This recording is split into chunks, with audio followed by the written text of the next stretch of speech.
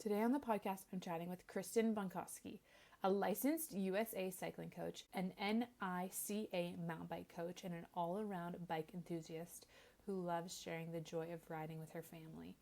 Kristen gives us the inside scoop on biking adventures and how she got started on her own two wheels and what keeps her family exploring. She shares how she introduced her son to biking at a really young age, and he's now 13 and still biking, and so she shares strategies that are motivating kids to ride, her favorite tips and gear insight for getting young kids or multiple kids on the trail safely and comfortably. Kristen also shares what parents should look for when picking out bikes, and she also talks about fitting a helmet correctly. So stick around. It's a super bike-packed, interesting episode. I know lots of people are itching to do more biking with their kids and go further distances and just make it more of their daily routine. And so listen in. This is a really great episode. Welcome to Let's Go Outside, a podcast bringing moms together to chat about the raw, unfiltered reality of doing the exploring we love after having kids. No matter your comfort level of adventuring with the little ones, this is a space to have honest conversations about the real struggles of getting out the door with the kiddos. I'm Danica, a mama living in a small mountain town who's totally obsessed with healthy food and taking my kids outside every single day. I professionally guided backpacking trips in the Canadian Rockies, and I'm certified as a Leave No Trace instructor. On the show, you'll hear real experiences from other moms, plus tips on gear, trail snacks, and the best practices in the wilderness. Whether it's hiking, camping, backpacking, skiing, or traveling the world you want to do more of, this is your place to learn, find encouragement, and strip away any comparison. Come embrace both motherhood and the outdoors. Stick around. This is your place. Welcome to the Outdoor Mom Club.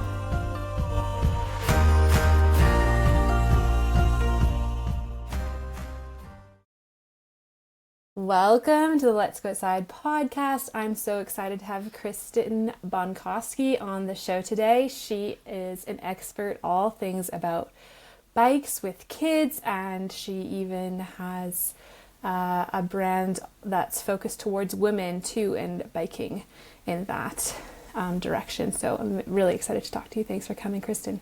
Thank you for having me. I'm super excited to be here. Yes. Would you start off by telling us about yourself, your family? Yeah, absolutely. My name is Kristen. I live in Boise, Idaho, born and raised in Idaho, but I've also lived lots of other places in the West. Have never left the West because I like the biking too much here. And I started cycling when I was in high school. My dad asked me if I would go do this century ride with him. And it was at a time where I just didn't have a lot of confidence. I think people listening can relate and remember what it's like to be, like 16, 17 years old, trying to find myself in the world. And I did this century ride with him. Had never done anything remotely like that before. And it just gave me immediately so much more confidence in myself. It made my body feel good. It started to give me some identity of who I wanted to be in this world, and I just immediately became hooked. Fast forward a few years to college, and I was with my boyfriend, who's now my husband. We both started mountain biking together, and took it up a notch. I loved mountain biking even more than I liked road cycling. And that became our thing that we loved to do together. When we finally got married, we went to Europe for our honeymoon and did the Tour de Mont Blanc on a big mountain bike trip. Such a cool experience together. And then our son was born in 2012. And at the time, we were still in our 20s, so we were some of our first friends to have kids, and we were definitely our first friends who loved to ride bikes that had kids. So we had no idea, what our lives were going to look like. We knew we wanted to keep biking, but we didn't know exactly how that was going to work with a child. And at the time, there just also wasn't all the information and products that there are today. A lot of the kids' bike brands like Woom that we just take for granted as being these great options like either weren't around yet or weren't in the United States yet.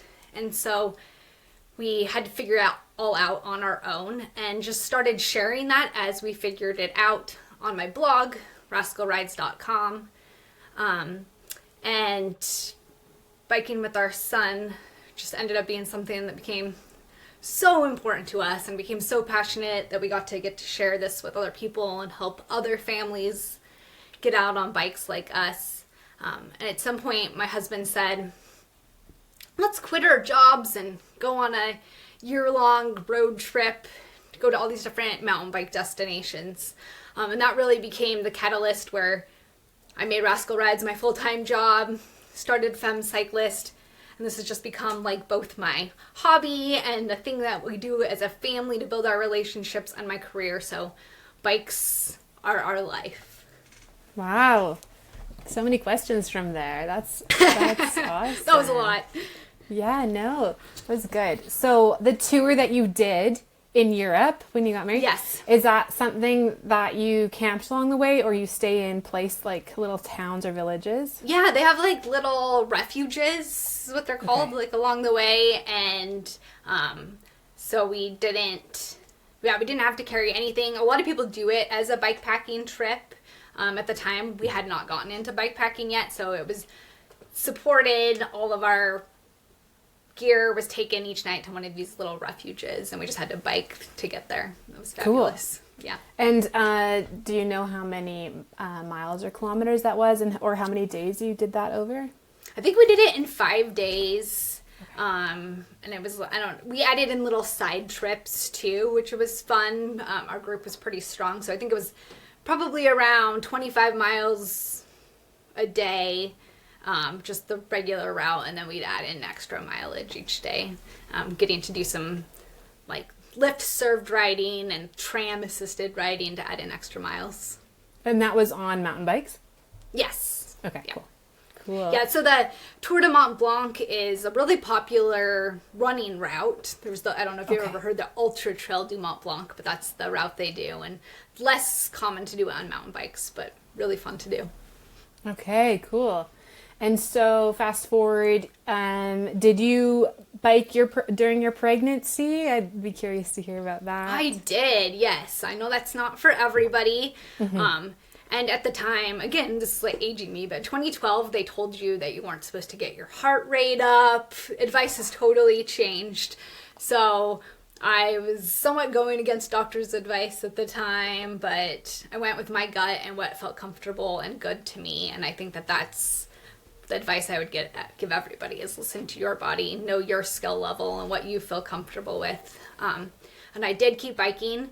I lived in Phoenix at the time, so it was during the summer, so it was hot, and I had to make sure to bike during times of day where I wasn't getting too hot. But I rode my bike the day before I went into labor, so the whole pregnancy I continued. That's awesome. I really do love mountain biking, but I can quickly get out of control. Yeah. And I am 7 months pregnant right now. Okay. And so at one point I got super confident on this trail. I was doing laps with my dad, and I had a major wipeout and blood all down my leg, a big scar. And so I was like, this is super fun, but I actually just get way too caught up in the adrenaline that I think I just need to take it a pause for right now. Yeah. And looking forward to biking next summer or next spring. Yeah, you'll get there. We'll be here soon.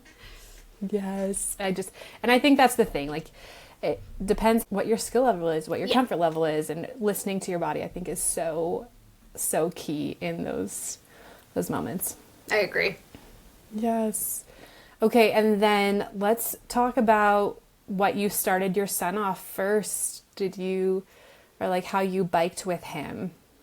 Yep. So we started, I don't know. I think he was about 9 months old. We started putting him in the trailer. We felt comfortable at that point riding on flat, smooth road and going slow and keeping his well-being in mind. And then when he was about a year old, we started mountain biking with him. And again, this was before the kids ride shotgun seat or the Mac ride and all these great mountain bike seats they have today. We just used an Ibert seat and like front mounted seat and started doing some like easy trail riding that we felt comfortable with him. So I think, you know, like very early he was exposed to biking and recognized that this was going to be a part of our lives as a family. And then when he was about, same time, about 12 months old, we got him a little 3-wheeled trike. And because he saw us biking all the time, I think that made him like very interested in bikes. And he would go out to the garage and like wrench on it. Well, my husband would wrench on his bike, and just was really obsessed with bikes from an early age. And around 18 months, started him on a balance bike. And then 2.5 started him on a pedal bike.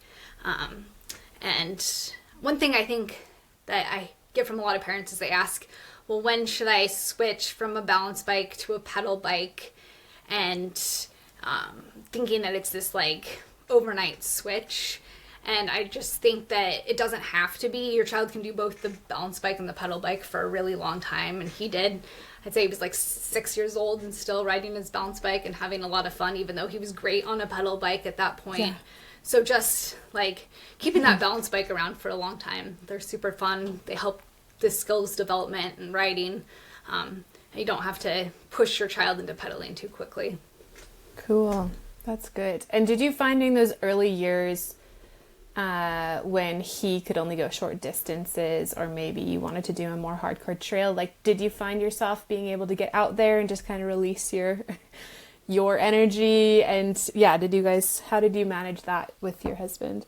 Yep. So we always kept Sunday as family day. We had like little jingle we would even sing like about Sunday fun day.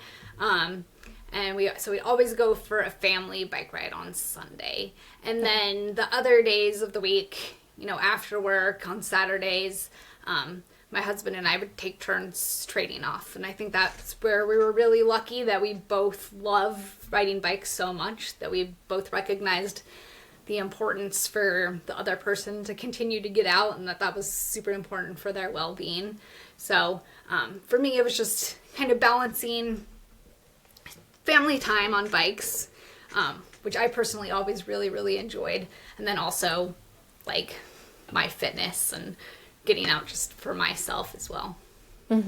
That's good. I think sometimes it's hard in those early years because it's kind of like if one of us wants to go do something that we love, the other person is at home with the kid and we're not like, with our spouse anymore. So it's kind of hard in those young years. I think we have to like remember, it's just hard to do something with your spouse sometimes, but just like push through. And now like you're all biking as a family and it was still worth it to continue your passion. Yeah.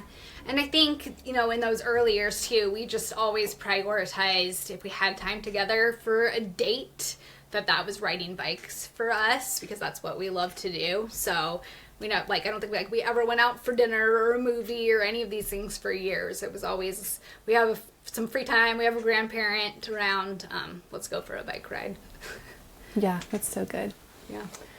Okay, and then moving into chatting about kids and motivating them to bike, do you have some tips for us when maybe it's hard? So I think the first one, and I put this first because it works so well for all ages, like teeny tiny to teenagers, is to make it social.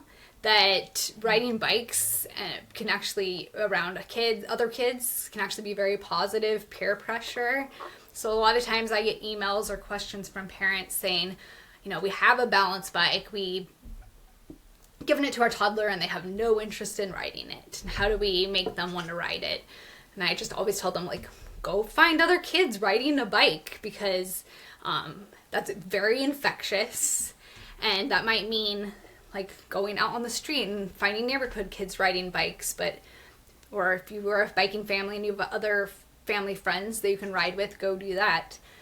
If you don't have other kids around that you know, go to a pump track or like a bike skills park and maybe the first day your child doesn't get on their bike. Maybe they just watch for a while. And it doesn't have to even be kids their age, right? Like toddlers can be very interested in watching the preteens on the bike jumps, and that can be very motivating for them as well.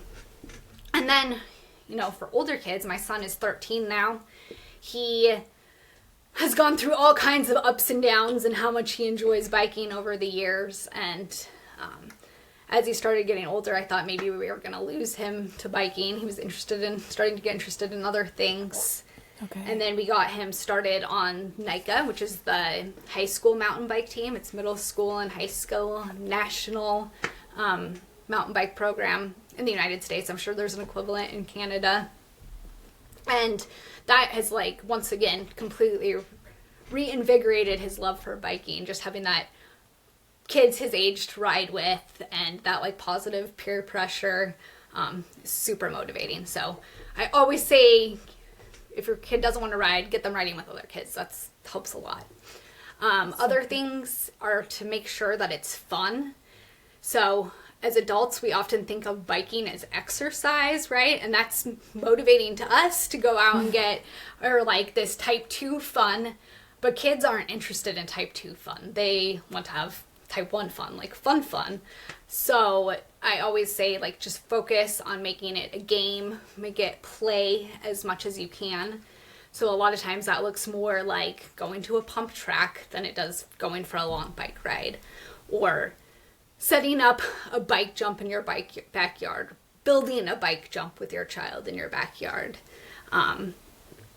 Anything you can do, like geocaching. Geocaching by bike is a really great one, right? Where you, like, ride your bike somewhere close to the geocache and then ditch your bike and go find it. And any of these things that can just make it play, especially when kids are younger, make them learn to love biking while they're young. So when they are old enough for the type 2 fun, that's something that they choose to do.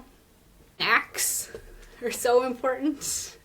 I always say you should keep high value snacks with you for bike rides. So if, for instance, you normally don't allow candy at home, we'll give them candy on bike rides. They can prevent breakdowns. They can turn things back around once a breakdown has happened. Kids get a lot hungrier a lot faster than adults, so just never go through for a ride without a bike or snacks. Just jump in there and say, I feel like it's good to, like, have those special snacks where they're like, this is only for biking, you know? Yeah, or exactly. Just like, my kids lately have been like, can we go hiking because there's that certain hiking snack that we want? Yes, exactly. It works for me too. Yeah. And then I think the last thing is just choosing destinations. Destinations can make bike rides really fun and feel motivating. So it might be like their favorite park. You bike to their favorite playground, or bike somewhere where there's a swimming hole. Anytime you can incorporate fun activities or fun places along the way, that helps a lot. That's good. I don't think we have it later in our notes, but I'd be curious if you have any tips on winter riding. Yeah. Or like colder riding, yeah. Mm-hmm. If you're looking to hit your protein goals, balance your blood sugar levels, and energize your day, I have just the recipes for you. I have compiled the top high-protein snack recipes from my food blog into a mini e-cookbook. They're easy to make with whole food ingredients. Many of the recipes include nuts, hemp hearts, or eggs as the main source of protein. To get this free ebook, go to besidethemountain.com/protein-ebook or check out the show notes below. As a somewhat crunchy mom, I care about the fibers my kids wear. I haven't switched everything over yet, but the one material I am always looking for is merino wool. It comes from sheep and it's processed into fabric that's naturally quick drying, breathable, and temperature regulating. For base layers, especially ones my kids wear repeat on trips, merino wool is my first choice. So I wanted to tell you all about Wee Woolies. They're a Canadian company that specializes in kids' base layers, making ultra soft wool from New Zealand sheep. Their clothing comes in many fun colors, keeping kids warm when it's cold and cool when it's hot. For Let's Go Outside listeners, use the code Let's Go Outside to get 10% off your next Wee Woolies order. The link is in the show notes. Yep. So our family, we try not to drive very much. If it's around town, we bike regardless of the time of year. So obviously the biggest thing is keeping your children warm and comfortable. Bike trailers, if your kids are young enough for bike trailers, work really well because they're enclosed. You can put the cover over them, keep them out of the elements and the cold. You can put a sleeping bag in the trailer, put them inside the sleeping bag. You can put a thermos with hot cocoa in there with them, chemical hand warmers in there. For older kids who are on their own bikes, I love the burn helmets that have a winter liner, so it actually covers their ears. It's a lot safer than wearing a beanie underneath the helmet. You can get pogies for their handlebars, which keep their hands a lot warmer than just regular mittens, and it lets them use their brake levers safely as well. Is that a brand of mittens? No, so I think pogies probably is. They're like bar mitts, or pogies is what they're called. They're actually like a little sleeve that attaches to the handlebars. So your child can put their hands in there. It's nice and warm. Oh, cool. And they don't have anything on their hands itself, so they still have like the ability to use their brake levers. Okay, cool. That's a real big one. Yep. It's good for adults too. Okay, that sounds nice. What are your favorite strategies or gear options for taking multiple kids, or do you have any recommendations for this on a bicycle? So if you're doing like urban around town riding and you can afford it, my absolute recommendation would be a cargo bike. They're designed for riding with lots of kids. They're designed for riding with all the gear. I particularly love like Bach Fiets bikes is what they call them in Europe, but any kind of bike that has a bucket on it. You can put multiple children in there. You can put their bicycle in there, so if they get tired, you can put their bike in. Put soccer balls, library books, all the things. Cargo bikes are super helpful for riding with children. If you don't want to go that investment level, bike trailers work real well. You can put 2 kids in a bike trailer. You can strap a balance bike onto the back of a bike trailer. And then don't be afraid also to mix things. So if you have multiple children, you can use a trailer and a front-mounted bike seat, for instance. It's just, obviously, the more kids you add, the more complexity there is. But and for older kids, I love tow ropes. If they're old enough to ride their own bike and they can ride it for a long distance, but just need a little extra help, tow rope works really well. And that also works really well for mountain biking too. That's awesome. I never thought about a tow rope for mountain biking, but that is, we're just kind of reaching that stage right now where we could start where my son would be really interested in mountain biking. Yeah. So there's the Towie is a really great one I recommend, and Kids Ride Shotgun makes a tow rope too that I like. Okay. They're specifically made for biking. And I love the fact that you said like you can mix and match too, because yes, we just did a bike packing trip over 3 days, and my son, my 2.5-year-old loved riding on the shotgun with my dad on the front, and then also he would take a nap in the chariot, and it was just like so nice to have both to like switch it up. Yep, you got it. So, and I always too, like you said, like taking a nap, I always like to let kids start a ride under their own power, even if they're only going to make it 2 blocks. So if you can think of a good way to carry them and their bike when they get tired, then you get like your ride, but you also give them a chance to start developing their own bike skills. That's funny that you say that, because we actually brought the Strider, like the balance bike. And they didn't use it, but that's okay. Okay. We brought it and we packed it the whole 80 kilometers. No.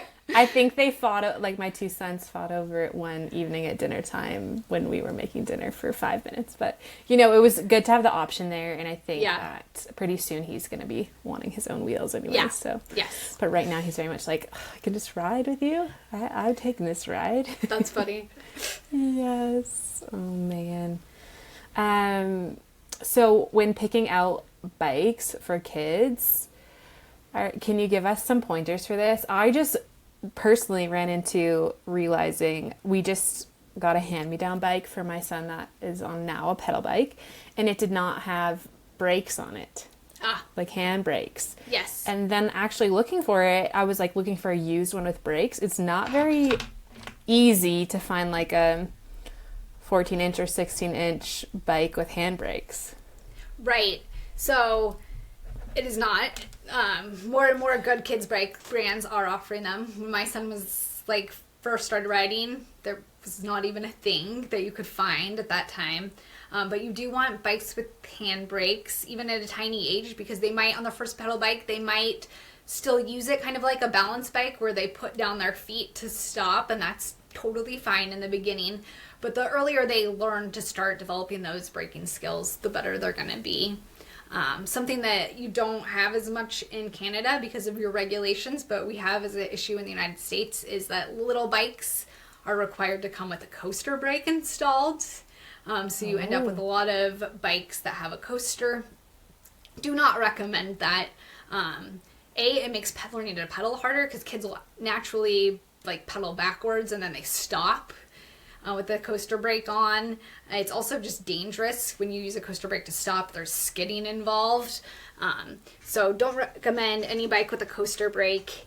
In the US, you can buy conversion kits, usually from the manufacturer if it's a good kids bike brand, with a free wheel on the rear wheel. In Europe and Canada, this is less of an issue. Okay. You want the brake levers to be easy to pull because little hands aren't very big and they're not very strong. So, you can, if you're looking at a bike, have your kid sit on it and actually pull the levers, see if they can operate those brake levers.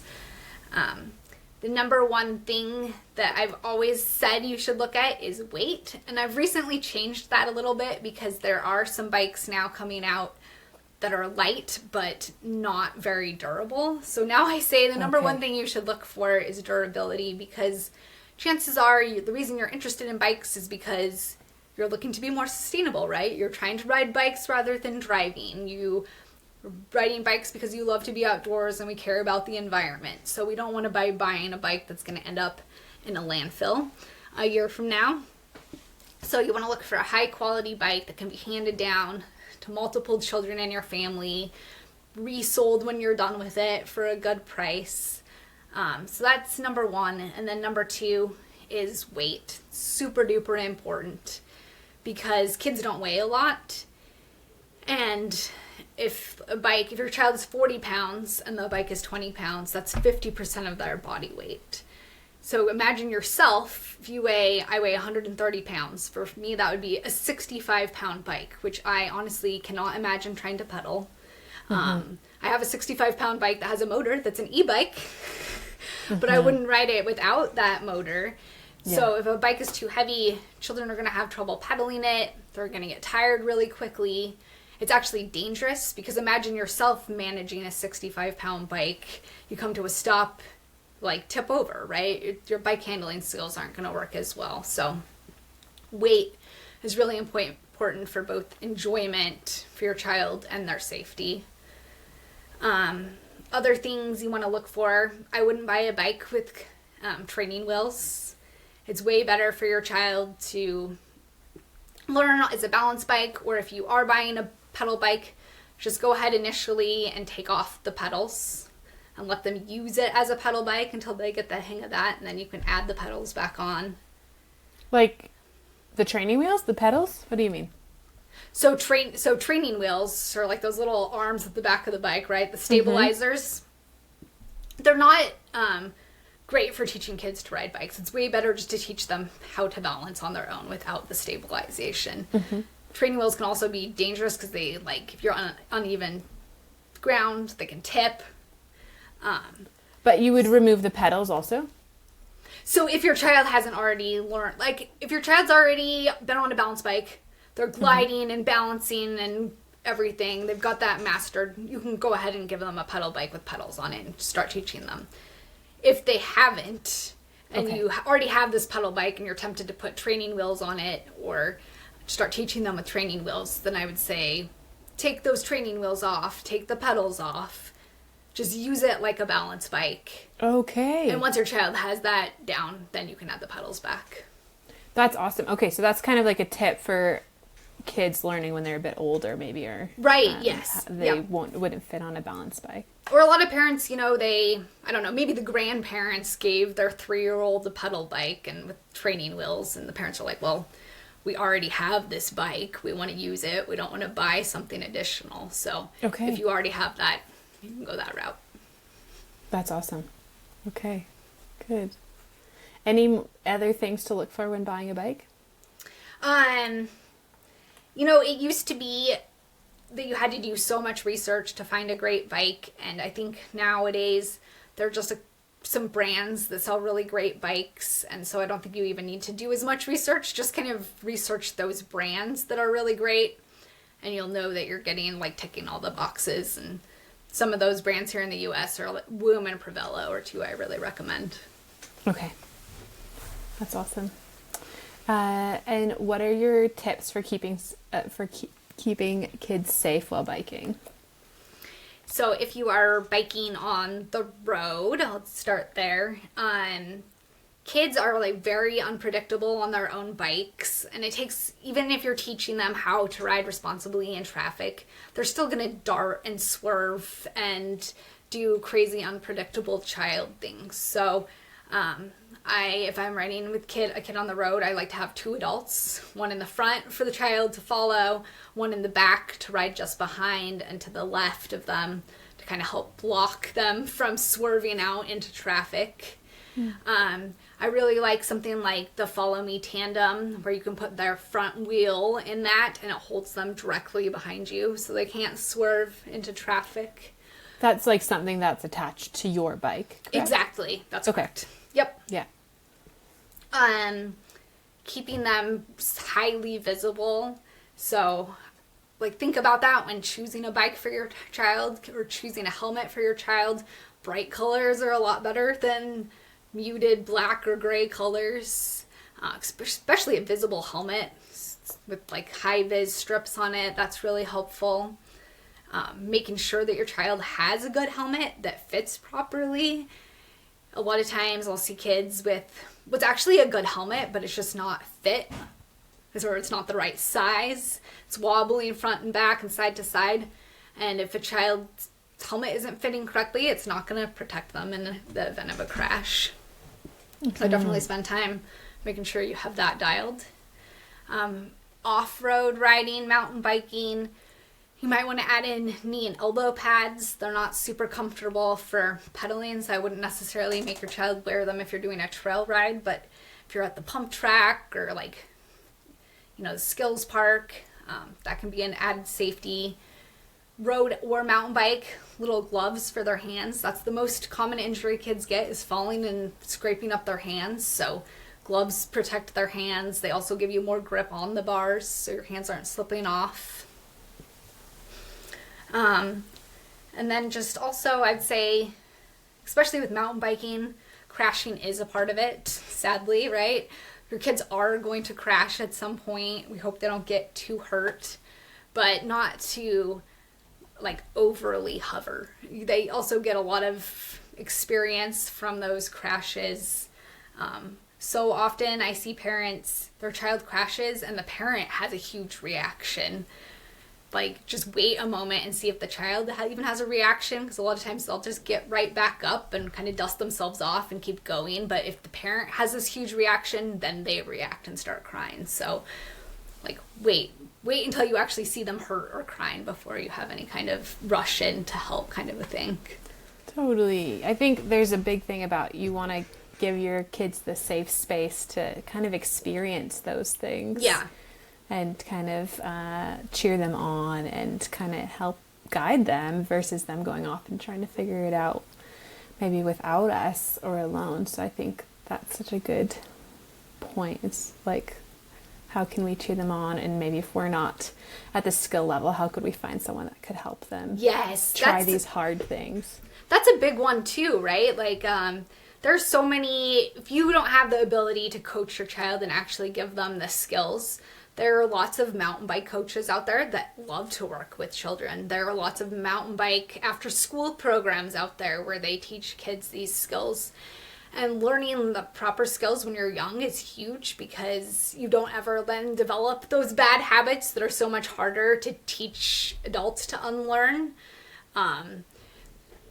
So yes, I agree with that. If you either spend time teaching your kids skills, if you can't do it, find someone who can. Yeah, so good.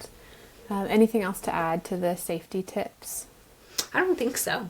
Okay. Could we loop back to helmets? I'd be just be curious on maybe what we're looking for when we are looking for a good helmet and maybe like a good fit. Yep. So, I mean, first of all, do like a little bit of research to find out what a good helmet is. You can use my website, or there are other websites out there. So you're picking a good brand. And then you want to make sure that it's going to fit your child and that you're getting the right size. So you want to actually measure the circumference of your child's head, like right above their eyebrows. Use a string or a soft tape measure to do that. And then you can compare that to the manufacturer's size chart to make sure you're getting the right size helmet. Once you get it, you want to make sure that it's tight underneath their chin. You don't want like a whole bunch of strap hanging out at their chin. You want to make sure that there are pieces around the ear, if they're adjustable, that those are adjusted so it comes down right at the bottom of their ear. And you want to make sure that the fore aft isn't too far back, right? So a lot of times you see kids with like a bunch of their forehead showing. It should be down like right above their eyebrows. I also like to look for helmets that have a lot of head coverage, especially rear of the head coverage. Kids often crash in ways that are more unpredictable than adults because they're doing silly, funny things. So the more of the head you can get covered and protected, the better. That's awesome. Thank you, Kristen, for sharing that. I did a mountain bike course last year, and she was like, shake your head with the strap off, and it just fell right off. And so I think it was a wake up call for me, like how snug I needed my helmet actually, because it's just gonna fall off if you bike into a tree. That's a good point, and that's one thing I didn't mention either, is like really good kids bike helmet will have a rear fit dial at the back, which is like a little round dial where you can tighten down like fit cage, and you're gonna get a lot better fit with a helmet like that than one without. Yeah, that's good. Okay, awesome. So I have some questions I ask as we close out for everyone that comes on the podcast, but biking specifically, I'd love to know if you have a story to share that why you go outside with your son biking and why it's important to you guys. Well, it's actually kind of evolved with time. So in the beginning, I would just say these absolutely precious moments, where you stop and collect rocks and the conversations you have, and that's time and memories that you will never, ever regret when your kids get older. But now that my son is older, the answer has evolved, and it's that he now can go out riding without me. And that means that, he has a bad day at school or whatever big emotions that 13-year-old boys are having. He feels comfortable going out for a mountain bike ride on his own. We're calling up a friend to go on a mountain bike ride with him, going to the bike park on his own, and having that be something that he loves. And I think that that's why this is so important to me now, is that because I realize biking isn't just something that you're doing for your family when they're young, which is so important memories, but that you're also giving them a lifelong sport that they can take with them as an adult. And I think it's very different than, football or soccer, or all of these sports, which are important as well, but they're harder to do as adults, or harder to do when you're lonely as a 13-year-old boy. And so I would say just that giving them a skill that's something that they'll have for life is really huge. Yeah, that's so good. You're so right. Yeah. It's like a coping mechanism. Yep, exactly. I feel like what you're alluding to. Yeah. Yep. It's so good.